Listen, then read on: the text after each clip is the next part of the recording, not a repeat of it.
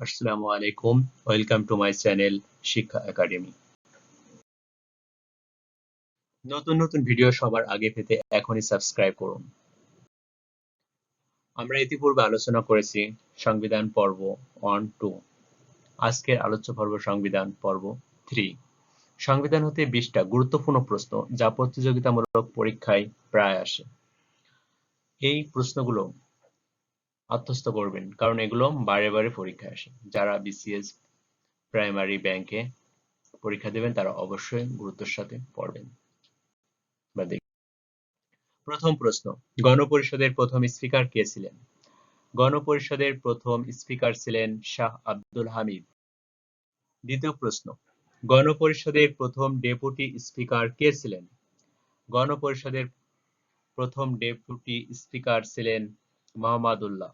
উল্লেখ্য, মোহাম্মদ উল্লাহ জাতীয় পরিষদের প্রথম স্পিকার ছিলেন। হস্তলিখিত সংবিধানের মূল লেখক কে?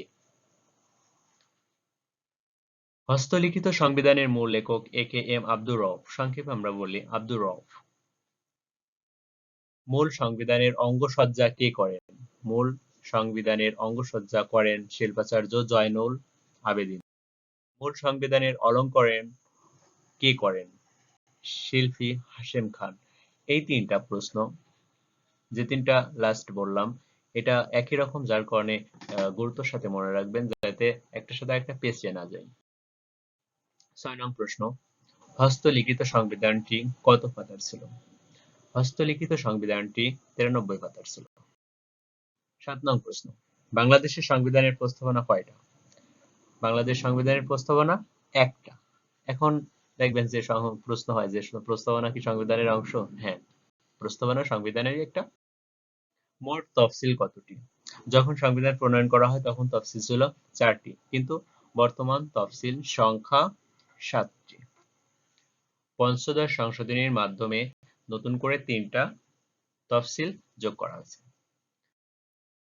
সেই 3টা তফসিল কি কি? সেটা হচ্ছে 9 নং প্রশ্নে রয়েছে যে 7 মার্চের ভাষণ সংবিধানের কত নং তফসিলে আছে? 5 নং তফসিলে আছে। তাহলে 7 মার্চের ভাষণ সংবিধানের 5 নং তফসিলে অন্তর্ভুক্ত করা হয়েছে। 26 মার্চের স্বাধীনতার ঘোষণা কত নং তফসিলে রয়েছে? 26 মার্চের স্বাধীনতার ঘোষণা 6 নং তফসিলে অন্তর্ভুক্ত করা হয়েছে। স্বাধীনতার ঘোষণা দেন বঙ্গবন্ধু শেখ মুজিবুর রহমান 25 মার্চ মধ্যরাতে অথবা 26 মার্চের প্রথম প্রহরে। 10 এপ্রিল স্বাধীনতার ঘোষণা কত নং তফসিল অন্তর্ভুক্ত করা হয়েছে? স্বাধীনতার ঘোষণা 7 নং তফসিল অন্তর্ভুক্ত করা হয়েছে। এই স্বাধীনতার ঘোষণা দেয় কে? মুজিবনগর সরকার।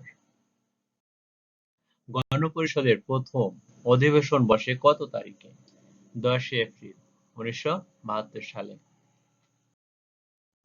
সংবিধানে মোট অনুচ্ছেদ কতটি? সংবিধানে মোট অনুচ্ছেদ 153টি। সংবিধানে মোট পরিচ্ছেদ কতটি? সংবিধানে মোট পরিচ্ছেদ 13টি।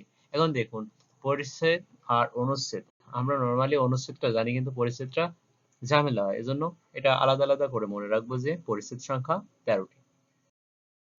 সাধারণত নির্বাচন কতদিন পর সংসদ আহ্বান করতে হয়? নির্বাচনের 30 দিনের ভেতর সংসদের প্রথম অধিবেশন আহ্বান করতে হয়।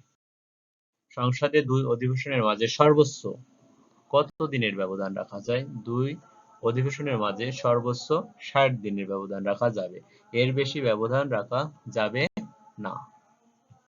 আমরা পরবর্তী প্রশ্নে চলে। সংসদের কোরাম হয় কত সদস্য থাকলে?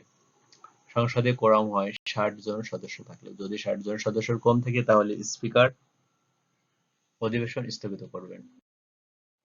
সংবিধান অনুসারে জরুরি অবস্থা কত দিনের জন্য?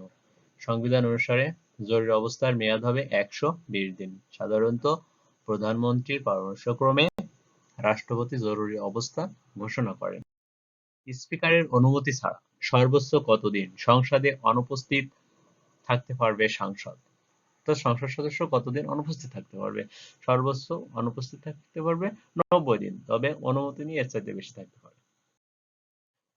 সংবিধানের মূল কপিটি কোথায় সংরক্ষিত আছে? বর্তমান সংবিধানের মূল কপিটি সংরক্ষিত আছে জাতীয় জাদু। কথা হবে পরবর্তী নতুন ভিডিওতে। ততক্ষণে লাইক, কমেন্ট, শেয়ার করে পাশে থাকুন। সাবস্ক্রাইব করতে ভুলবেন না।